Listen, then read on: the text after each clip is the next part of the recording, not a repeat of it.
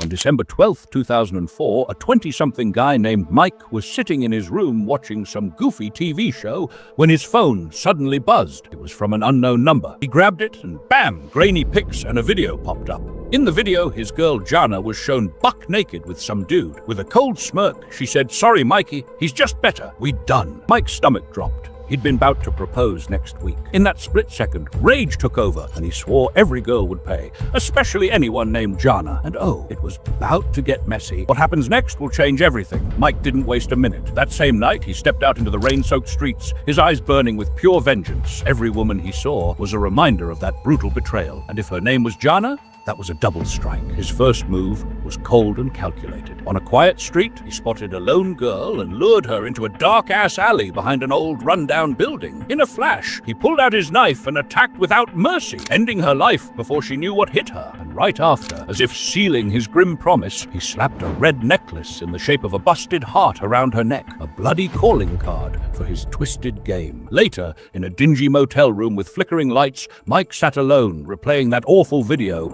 over and over. But deep down, his real target was Jana. To track her down, he hit up his old buddy Jake, a slick tech guy with plenty of street connections, and Lisa, a tough private eye who could dig up anything. That very night, in a cramped apartment cluttered with busted-up computers and old clippings, Jake hacked into Jana's social media and followed her digital trail, while Lisa dug through phone records and grainy CCTV footage. Soon enough, they found out that Jana had bounced to a small pad on the outskirts of Houston and was seen riding with a new dude. Over the next few weeks, Mike's killing spree ramped up. He'd cruise the streets, flashing a fake smile as he chatted up unsuspecting girls, luring them into deserted spots or dark alleys. Every time he struck without fail, he left that same red necklace, a busted heart, as his mark. By the time his body count hit 6, the town was buzzing with whispers about a ghost killer on the loose. One dark night on a lonely highway, after one especially savage murder, Mike's luck nearly ran out. Cruising in his beat-up pickup along twisty country roads, he caught sight of flashing red and blue lights in his rearview mirror. Sirens wailed as the cops closed in fast. His heart pounded as he slammed on the gas and tore off down the road.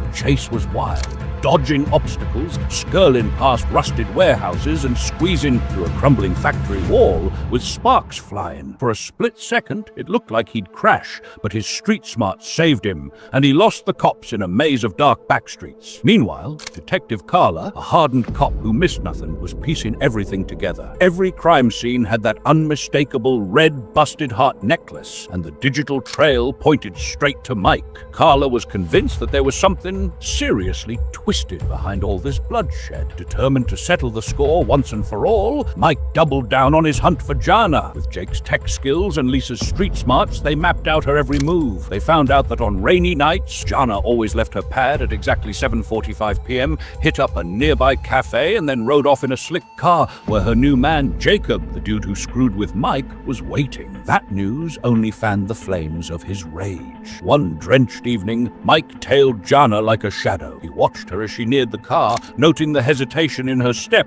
as she reached for the door. Just as she was about to get in, Mike sprang from the darkness. In one swift, brutal move, he lunged at her and stabbed her in the heart 3 times, each thrust a savage act of revenge. The attack was so sudden that before she could even scream, she crumpled to the ground. Right then, Jacob, who'd been waiting in the car, leaped out. His eyes went wide and his mouth dropped open in shock as he watched his girl fall. Mike's glare then shifted to Jacob, full of menace and ready to finish him off too. But before he could take another step, Detective Carla and her crew stormed the scene, catching Mike cold before he could act again. Later, in a dank, dim interrogation room lit by a flickering light, every brutal detail of Mike's rampage was laid out. The savage murders, the wild chases, and that red busted heart necklace left at every scene. And just when it seemed like the nightmare was over, Mike's phone buzzed one last time. A video message popped up on the screen. On it, a seething Jacob stared right into the camera, his voice icy as he threatened, "You think this is it, Mike? Just wait. Revenge is coming, and you're gonna pay in full." That final message left a chill in the air, a reminder that even as Mike's crimes were exposed, the cycle of revenge was far from over. Now here's a question for you. Was Mike just a guy who lost it, or Or was something darker pushing him down that twisted path? Drop your thoughts in the comments and share your own horror tales. Maybe your story will be the next one we tear into.